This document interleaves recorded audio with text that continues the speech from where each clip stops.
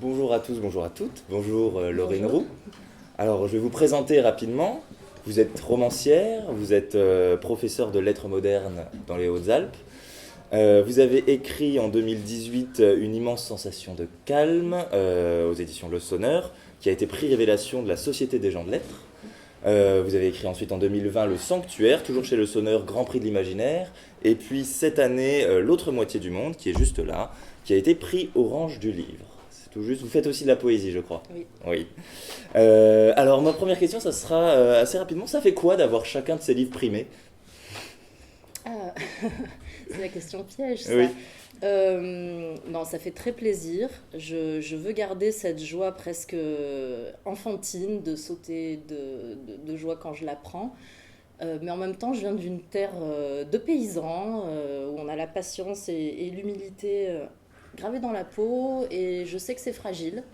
Je veux pas y accorder plus d'importance que ça non plus. Et j'ai écrit pendant 10 ans en essayant de publier sans être publié, de mes 30 ans à mes 38 ans, enfin une dizaine d'années.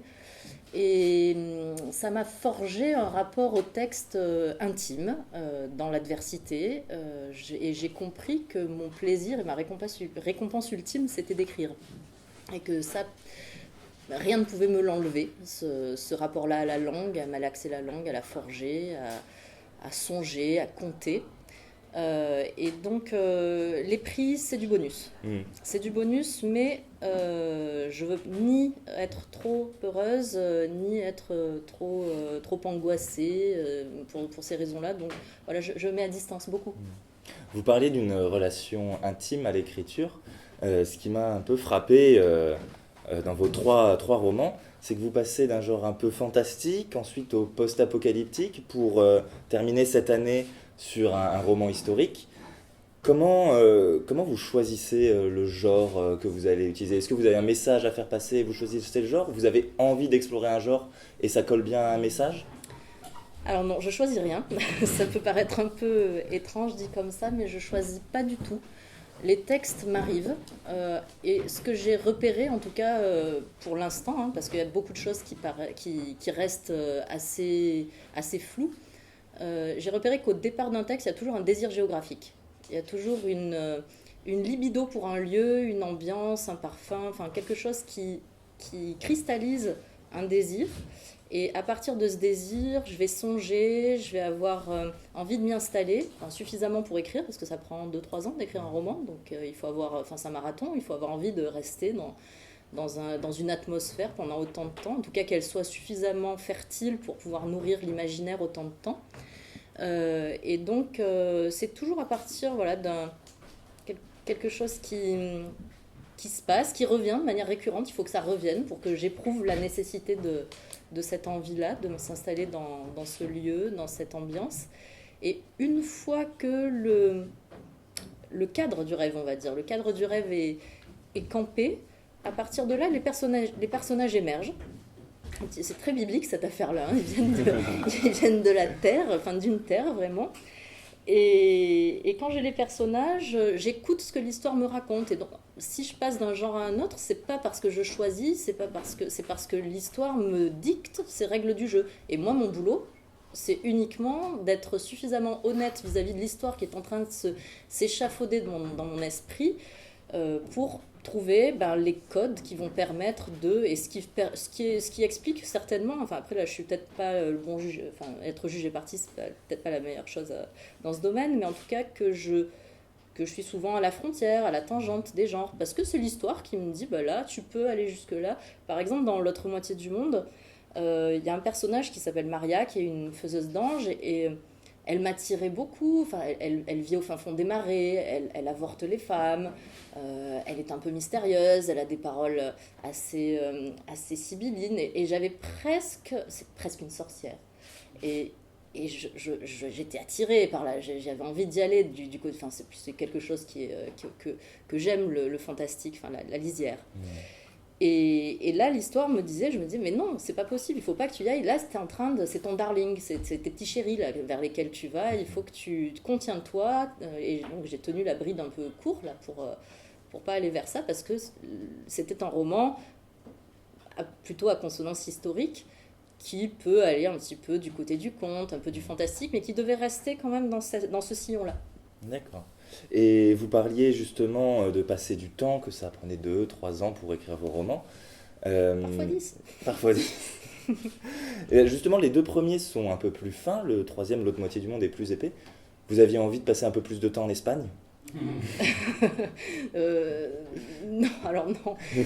Non, curieusement, en plus, c'est la première fois que j'avais une échéance. C'est la première fois que, à partir du moment où je parle d'un projet à mon éditrice, elle me dit tiens, ça serait bien de le faire pour cette date. Et ça serait bien qu'il sorte à cette date-là. Donc j'avais pas commencé le roman, que j'avais déjà sa date de sortie. Et c'était la première fois. Ça m'a lancé dans un régime d'écriture assez plus rapide, peut-être plus efficace, on va dire j'ai moins bagnaudé dans le texte, je me suis peut-être moins permis des passages dans des contre-allées, enfin, la poésie était plus sèche, voilà, j'ai travaillé une poésie plus sèche, et ça c'est la temporalité certainement qui a joué, et curieusement il est plus long. Effectivement, mais ça je choisis pas non plus, hein. C'est l'histoire qui me dit à un moment donné, bon bah c'est quand le désir aussi géographique commence à s'épuiser, en général j'en suis aux 3/4 du texte, et la fin il faut que je l'écrive d'une traite, parce que sinon c'est pas habité, parce que je suis déjà sur autre chose. Il y a voilà, ça fait comme ça les textes, ça.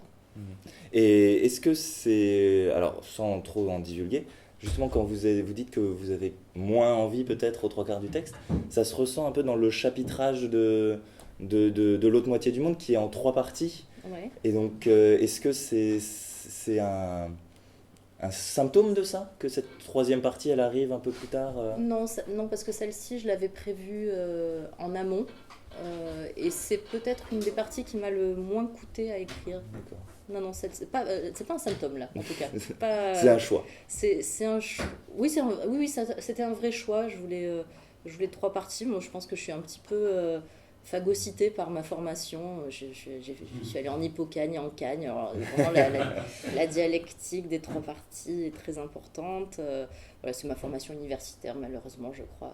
Puis derrière, il y avait aussi il y avait le prologue, l'épilogue, ces 3 parties. Il y avait ça faisait 5 temps aussi. Il y avait 5 actes, la tragédie derrière. Enfin, il y avait ça aussi qui était dans mon oreille, en tout cas, dans le rythme de ces parties. Donc vous parliez de votre formation universitaire, vous êtes professeur. Pour moi, enfin, ce que j'ai ressenti, il y a 2 types de personnages qui sont très prégnants, très centraux dans vos livres. Les adolescents ou les adolescentes et les femmes. Donc on parlera des femmes un peu plus tard. Est-ce que les adolescents que vous fréquentez ils vous inspirent pour vos personnages ? Que répondre ? Je me suis jamais posé cette question. Ces adolescents qui découvrent la vie, l'amour, leur corps, la liberté. Alors, je vais faire une réponse très égocentrique. Non, je pense que c'est plutôt de mon adolescence dont je parle, qui m'est rappelée certainement par mes élèves que je fréquente et que je vois. Non, j'aime l'énergie adolescente, comme ils se cabrent. J'adore voir ce temps un peu de chrysalide, hein, où il y a ces tâtonnements, ça me plaît beaucoup, mais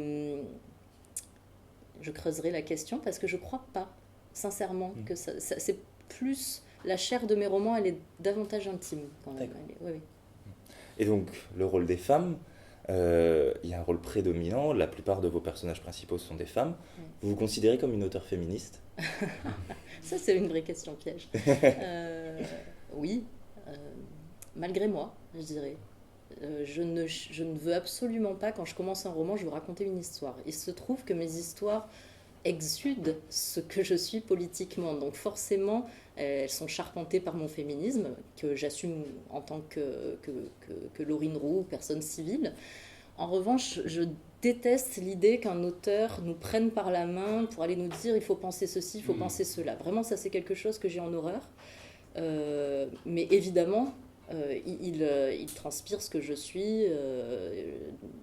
Et ce texte en particulier, il est très intime dans ce sens-là. Donc oui, je peux dire que je suis une auteure féministe. Autrice, même. Autrice. Alors, auteur, oui, ça dépend, c'est comme vous préférez. Non, je sais pas. Et justement, ce rôle des femmes, c'est jamais la même femme. Je trouve que vous avez vraiment mille façons de montrer des femmes puissantes. C'est vraiment une volonté de montrer cette diversité. Non. Elles Non, arrivent d'une terre, elles émergent, elles ont des choses à me dire, je tourne autour, il n'y a pas de volonté derrière. Vraiment, c'est qu'elles me plaisent. J'ai du désir aussi pour elles. Et comment elles émergent? De ce désir géographique, de cette terre. Elles sont façonnées par les lieux. Là, en l'occurrence, Toya, par exemple, c'était l'eau. C'était un personnage que je voulais assez miroitant, avec plein de facettes différentes. Je la voulais sèche comme le climat, je la voulais sèche comme les herbes du delta de l'Èbre qui sont dessicquées par le soleil. Je la voulais concentrée de sucre comme les fruits qu'il peut y avoir dans le delta. Et en même temps, je voulais qu'elle soit vaste. Voilà, vaste et qu'elle soit en contact animal avec les lieux. Mais je ne saurais pas en dire plus de comment ils apparaissent, les personnages. C'est peut-être la...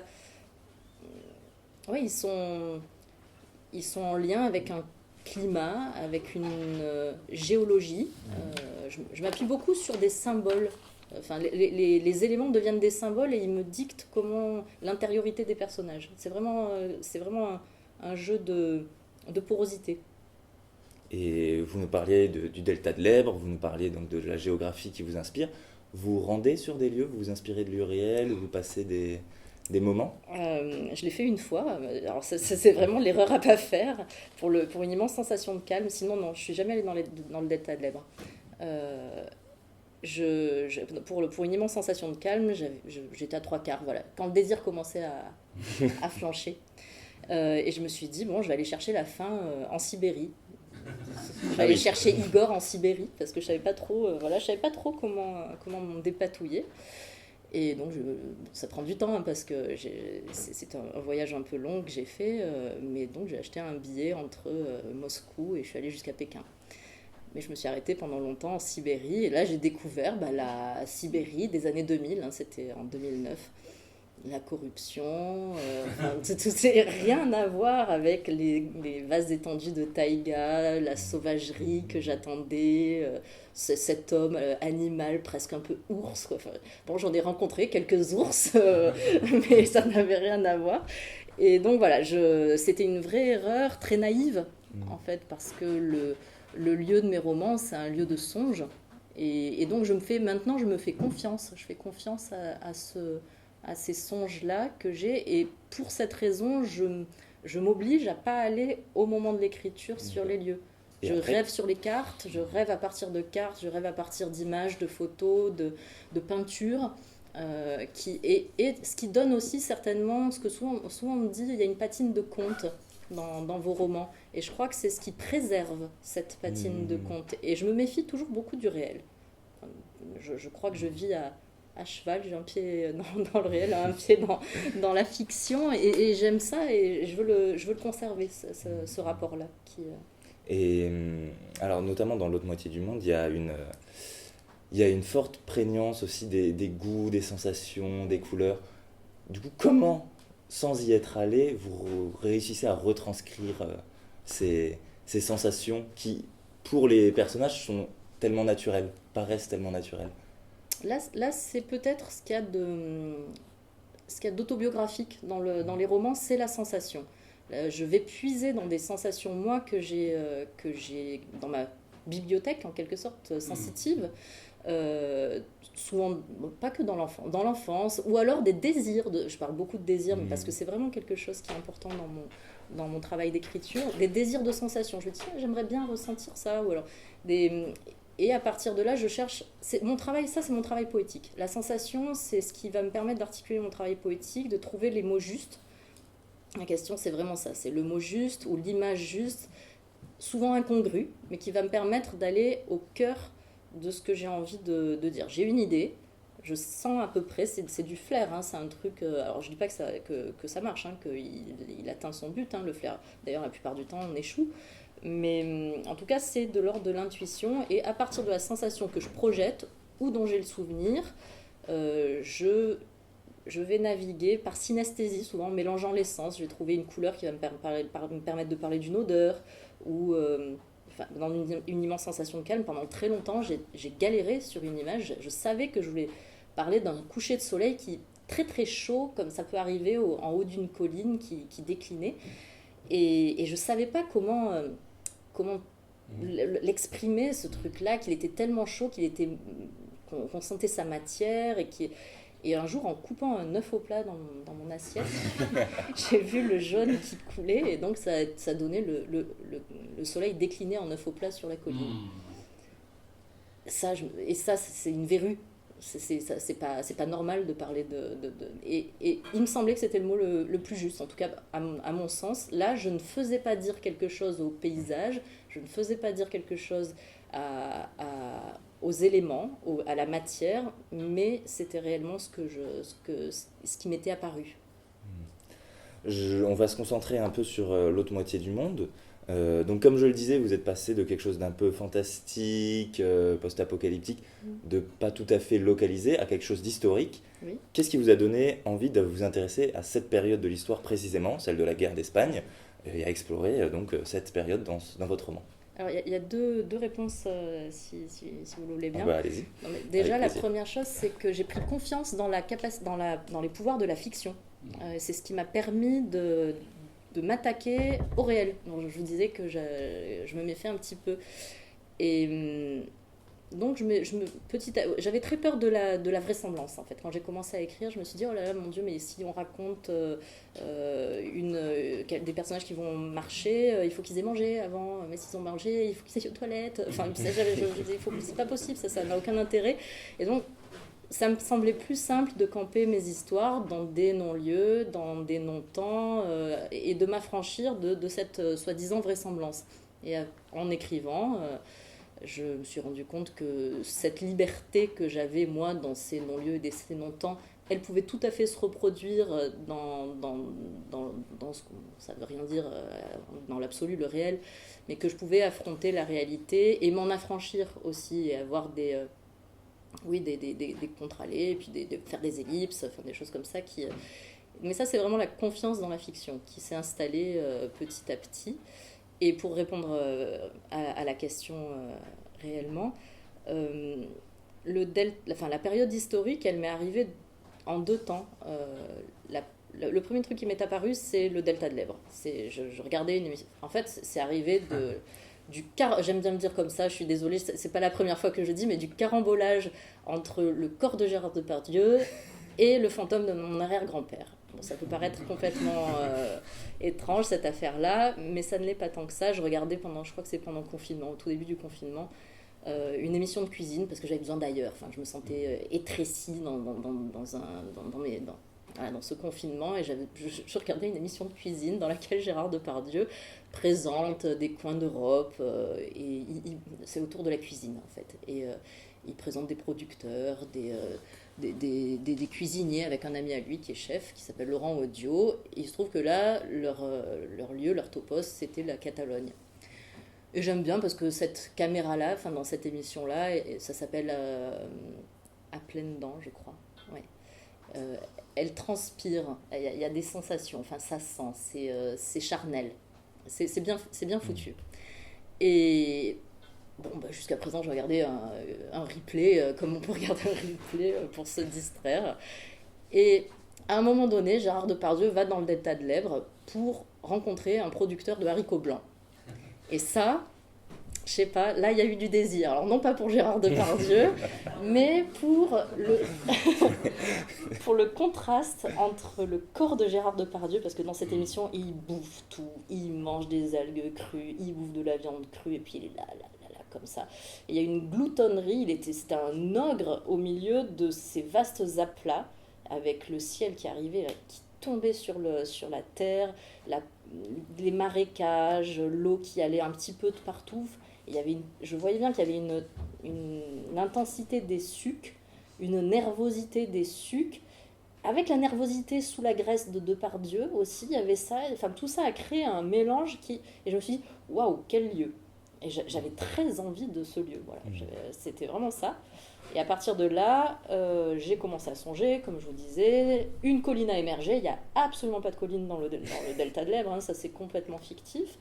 Et Donc, les personnages sont arrivés comme ça. Toya, Pilar, et ils ont appelé le fantôme de mon arrière-grand-père, qui était un anarchiste. Il était né fin 19e siècle, et il s'était engagé pendant la guerre d'Espagne. Il était français, hein, pas du tout espagnol, mais il s'était engagé. Comme il était franc-maçon et anarchiste, il avait des amitiés avec Barcelone et Bilbao, et en 1936, quand la révolte a commencé à gronder, il s'est dit ça sent bon, ça sent l'international anarchiste. Et il avait profité de ses réseaux et libertaires et francs-maçons pour aller pour essayer de créer des ponts entre la France, l'Espagne. Et quand Franco a débuté la répression, là, il a fait jouer ses réseaux pour aider à exfiltrer des militants de la CNT et de la FAI qu'il a employés dans sa compagnie de fil de lin sur la Pointe Rouge à Marseille. Et donc c'est une figure qui a infusé politiquement notre famille, qui est une colonne vertébrale extrêmement forte, voire un peu envahissante, parce que comme c'était un franc-maçon et très actif aussi politiquement dans le milieu anarchiste, toutes les archives ont été brûlées, toutes ses correspondances. Enfin, pendant la guerre, il a participé au mouvement combat à Marseille, et donc il a eu de nombreuses perquisitions à son domicile, à la Pointe Rouge. Donc tout a été brûlé, et ce qui nous est arrivé, c'est par la parole mythifiée, la parole familiale. Et donc c'était un personnage de fiction d'entrée de jeu qui m'arrivait. Enfin, j'avais un ancêtre qui était un héros. Et dans sa correspondance, il connaissait très bien Varian Frey, qui est à Marseille, et il est dit de lui dans une des correspondances post-guerre, puisqu'on a quand même les lettres qu'il a écrites post-guerre. Il est mort en 1948 dans un accident de voiture, donc il n'a pas vécu longtemps après la guerre. Mais il est dit de lui que c'est un unsung hero. Varian Frey disait de lui de ça. C'était quelqu'un qui était un héros pas chanté. Et ça c'est tombé dans mon oreille de quelqu'un qui aime conter, qui aime chanter les gens. Donc j'avais comme une dette. Enfin, il y avait comme c'était un franc-maçon, tout était secret. Et donc c'est quelqu'un qui est dans un angle mort de l'histoire. Et je me suis dit, bon, peut-être qu'il faut que je me frotte à cette personne-là, enfin à ce sang-là, on va dire. Et je voulais pas l'attaquer d'un point de vue historique, enfin, puisque j'ai pas cette capacité-là de travail d'historienne. Et puis voilà, je sais que écrire des romans. Et donc je me suis dit, voilà, il va être un peu de partout en étant nulle part. Et je l'ai glissé de manière un peu potage dans un personnage à la fin du roman, qui est un Français qui arrive, que j'ai appelé Jean Lapeau, lui s'appelait Jean Roumiac. Et au début, longtemps, je l'ai appelé Jean Roumiac dans le roman, le personnage. Et puis je me suis dit, mais c'est pas juste, ça c'est pas honnête, parce que il a jamais. Je ne sais pas ce qu'il a fait en Espagne. Voilà, donc c'est un clin d'œil familial. Voilà, je l'ai juste glissé comme un hommage, mais très discret. Et voilà, si je vous en parlais pas, personne ne pourrait deviner ça. Toujours dans l'autre moitié du monde, la guerre, on la vit, on la voit, mais on la voit toujours à hauteur de vos personnages, à hauteur d'hommes. Pareil, c'était une volonté de ne pas prendre un gros recul pour montrer la guerre comme on peut la voir dans les livres d'histoire. C'est une volonté de garder cette hauteur de personnage. Oui, oui, oui. Là, c'est la première fois que j'écris un roman à la troisième personne. D'habitude, j'écris à la première personne. Mais j'ai fait beaucoup ce qu'on appelle dans le jargon de la littérature, quand on se glisse dans les yeux d'un personnage, ça s'appelle la focalisation interne. Et donc je me suis glissée dans la peau de mes personnages systématiquement, et c'est vraiment ce que j'aime. Et c'est un des grands plaisirs, c'est de s'immiscer dans cette intériorité-là, de se démultiplier. Enfin, moi, vraiment, ça fait partie des jubilations les plus grandes, c'est le temps de l'écriture, de se sentir multiple. Donc ça procède de mon plaisir avant tout, je dirais.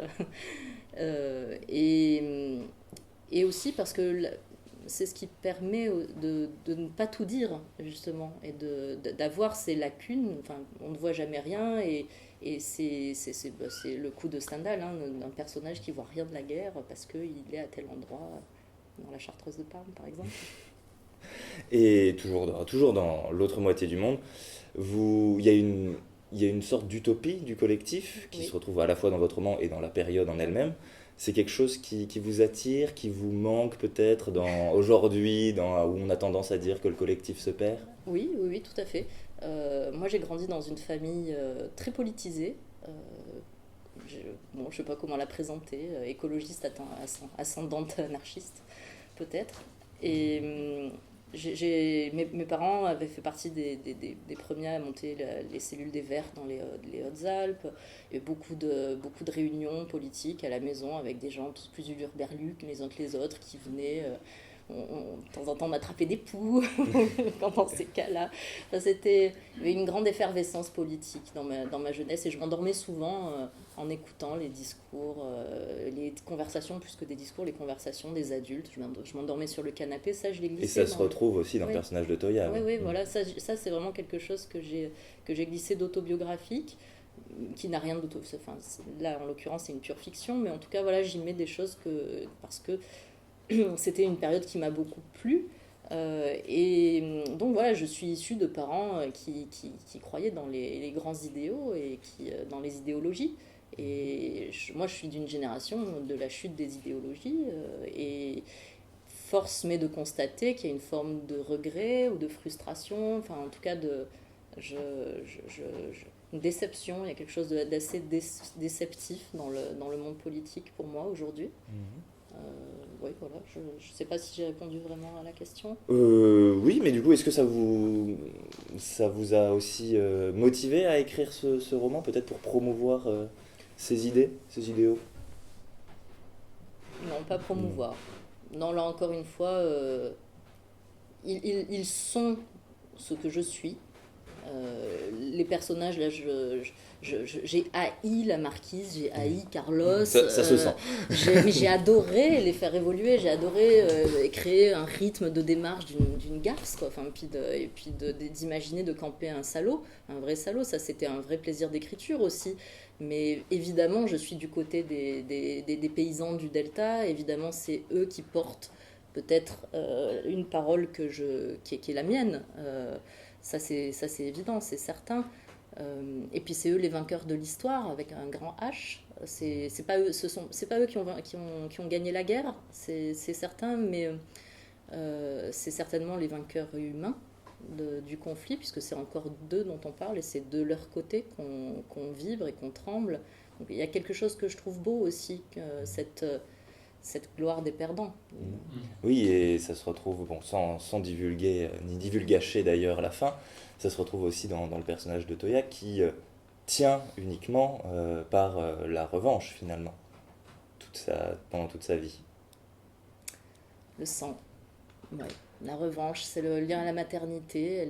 Ouais, je veux peut-être pas en dire beaucoup plus parce que ça serait divulgaché, c'est ça? Oui. Mais Toya, elle tient c'est la mémoire. Et je crois que ce texte-là, il pourrait s'appeler Une vie de Toya. Une vie dans le sens Lévi, c'était un genre qui était en hommage aux grands hommes. Et là, j'aime bien l'idée que Pierre Michon, qui a fait Vie minuscule, et là, ça pourrait être une vie de Toya Vázquez Montalbán. Et c'est un tombeau, en quelque sorte, pour elle, que j'avais envie de soigner. Et elle alimente une mémoire, en tout cas, je vais le dire comme ça, avec des fleurs. Et je voulais, moi, que ce texte-là, ce soit un tombeau fleuri, et que l'écriture, ce soit des fleurs. Et les fleurs, dans le delta de l'Èbre, elles sont souvent sèches. Donc je voulais une poésie sèche. Voilà. Et vous parlez de mémoire, il y a aussi cette question, alors pareil avec votre grand-père, votre famille très politisée, la transmission entre Pilar et Toya, entre Toya et un autre personnage. Ouais. C'est quelque chose que vous vouliez explorer aussi? Oui, ça en revanche, je l'assume pas, mais complètement à 350%. Je suis charpentée par des lignées de femmes et des lignées d'hommes dans ma famille. Enfin, ma famille est très importante et c'est une charpente de mon écriture. Les tribus, la question du collectif, mais de la cellule du noyau familial et de ces transmissions verticales qui se font. Alors, c'est pas forcément que des femmes, mais en tout cas, il y a quelque chose de très prégnant moi, dans mes romans, et ça, je peux pas le nier, de grand-mère, mère, fille. Ça se retrouve dans quasi tous mes romans. Et parce qu'il me semble être un oignon constitué de multiples voix qui sont celles qu'on m'a confiées que j'ai entendues, qui me sont chères, voix de mes grands-mères, qui m'ont raconté, qui m'ont poussé vers l'écriture d'ailleurs, parce que je pense que je leur dois ça, le plaisir de la fiction, le plaisir de la langue, la voix de ma mère aussi, et puis ce qui se continue moi avec mes enfants, et voilà, ça je trouve ça particulièrement beau, et les lignées, on excave dans le roman, le romancier, il a des personnages, il va excaver, c'est vraiment presque un travail d'archéologie, il va excaver des lignées, des choses qui se répercutent sur des générations. En l'occurrence, c'est ce qui se passe dans la vie, hein. On ne sort pas ex nihilo, donc d'un point de vue psychanalytique, peut-être, il y a quelque chose d'important quand on tourne autour de ces personnages, à aller chercher leur assise, leur socle, qui remonte dans la terre et dans le sang. Et justement, dans cette lignée de transmission, on parlait un peu de Maria tout à l'heure. Quelle place elle a, Maria? Parce qu'elle est un peu à côté. Vous disiez c'est une sorcière. Quelle place elle a dans cette transmission? Maria, elle est à côté, mais en même temps, c'est une grand-mère de substitution. C'est une mère de toutes les femmes. C'est celle qui va leur permettre d'être libres aussi. C'est celle qui avorte. Elle est à part. Comment ça, elle est à part? Pourquoi elle est à part? Parce que je l'ai vue à part. Je l'ai vue à part au fond d'un marécage. Je ne pouvais pas la voir autrement. Parce que c'était dans mon esprit, je la voyais comme une sorcière, je la voulais comme une sorcière. Bon, je dis que j'ai cabré, puis que je me suis un peu retenue là-dessus, parce que ce texte-là. Mais il y avait toutes les assises pour écrire un roman à consonance un peu fantastique, hein. Il y avait un souterrain, je pense que c'est des vieux souvenirs de Jacques le Croquant, parce qu'il y a beaucoup de choses en fait qui viennent de là. C'est une jacquerie, hein, d'ailleurs. Et voilà. Elle s'est construite davantage de manière poétique, mais comme beaucoup de personnages, que de manière volontaire. Utile, oui. Et du coup, vous parlez de voilà, fonctionnel, fonctionnel plutôt qu'utile, fonctionnel. Et vous parliez de manière poétique, vous écrivez de la poésie. Oui. Qu'est-ce qui vous a fait passer de la poésie au roman? Qu'est-ce qui vous fait passer du roman à la poésie? L'envie. Mais j'écris, il n'y a pas de frontière, c'est de la langue, c'est de la matière, Marianne Lafont le dit, c'est des coulées. Et vraiment là je souscris complètement à cette idée-là, que moi j'écris des poèmes qui sont essentiellement narratifs, de longs poèmes narratifs, j'écris des romans qui sont poétiques, souvent j'écris des textes tandem en plus. Il y a un roman qui est cousin avec un texte poétique, soit parce que le texte poétique est fantassin, qui va annoncer le roman, soit parce qu'il joue la voiture balai. Il va venir me permettre d'explorer des recoins que j'ai pas. J'ai plus de liberté dans la poésie. Moi, la poésie, c'est formidable parce que je me sens absolument libre de faire ce que je veux, moins contrainte par le genre, pour le coup, du roman. Et donc, il y a souvent des tandems ou des textes cousins. La poésie, c'est davantage vertical aussi. Le récit, je dirais que c'est horizontal. Il y a une forme de... ouais, voilà. Je sais pas si c'est... C'est très bien. C'est parfait, même. Je peux juste... Oui. Il y a ce passage très beau, notamment, où Toya découvre la poésie, justement, oui, à travers un poème de Machado, je crois. Oui. Qui sont quelques moments de texte qui sont absolument magnifiques. Ouais, j'aime bien glisser des poèmes aussi dans mes romans. Et dans le prochain qui va sortir en octobre, il y a une poésie, il y a la voix de Desnos dedans. Enfin, j'y tiens beaucoup. J'aime la porosité, mais comme j'aime la porosité des éléments, j'aime la porosité des gens. Pour nos conversations d'été, puisque c'est le titre de nos rencontres toute la journée, on vous a demandé de préparer quelques mots qui vous faisaient penser à l'été. Oui. Le premier, c'était un lieu. Vous pouvez nous dire quel lieu c'est? Je me souviens plus ce que j'ai dit. C'est votre potager. C'est mon potager. C'est votre potager. C'est le potager en général, oui. En fait. Le potager, moi j'aime bien aller visiter les potagers des gens. Je le visite, mais vraiment, je regarde qu'est-ce qu'ils ont planté, comment ça pousse, qu'est-ce qu'ils ont fait pour que ça marche mieux. Enfin voilà, le potager, j'adore la luxuriance tropicale de juillet-août, des grandes fleurs, des grandes fleurs de courge, des grandes feuilles de courge, et puis les fruits qui pastillent, comme ça, quelque chose comme des lampions dans des arbres, avec quelque chose de très festif dans un potager l'été. Et puis c'est vivrier, quoi, enfin, tout simplement. Moi, je mange 6 mois de l'année sur mon potager, je trouve ça magnifique. Vous réfléchissez à votre littérature dans votre potager? Toujours. Je trouve que faire pousser des plantes, c'est exactement comme écrire.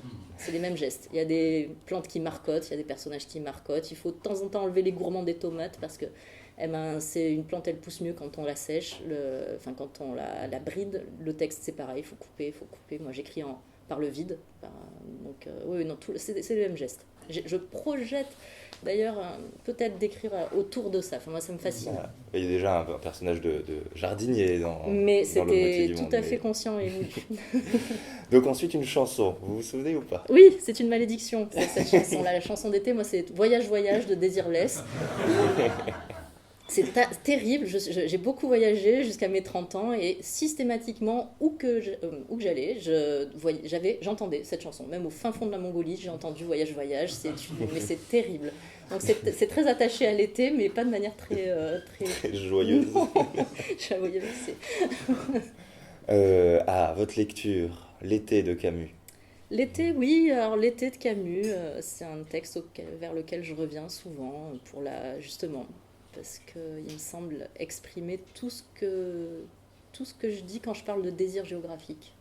Là, vraiment, il y a une érotisation des lieux que je trouve exceptionnelle. C'est ce qui parle de la Méditerranée, de Ouais. tout ce qu'il y a autour. Ouais, la concentration. Là, je vais redire, pour moi, c'est la concentration des sucs. Je trouve, il réduit l'écart entre la sensation et le mot.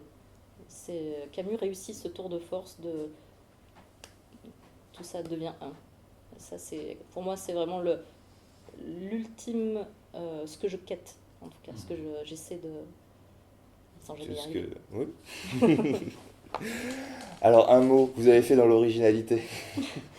Votre mot, c'est été. Oui. Mais c'est pas mon mot préféré du tout. J'en ai plein d'autres, mais enfin, il y a plein de mots que j'aime beaucoup. Mais l'été, quand j'ai réfléchi, c'est un mot intéressant. C'est un palindrome, déjà. Il y a 2 accents. L'été en pente douce, ça me fait penser à ça.